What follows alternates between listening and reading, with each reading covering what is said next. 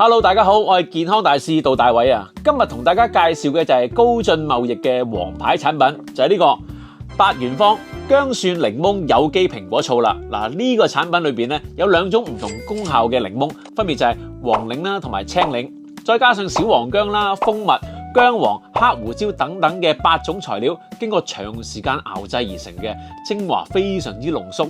嗱，佢咧比市面上其他類似嘅產品咧個味道好濃郁啦，同埋效果係更加好嘅。特別適合咩人呢？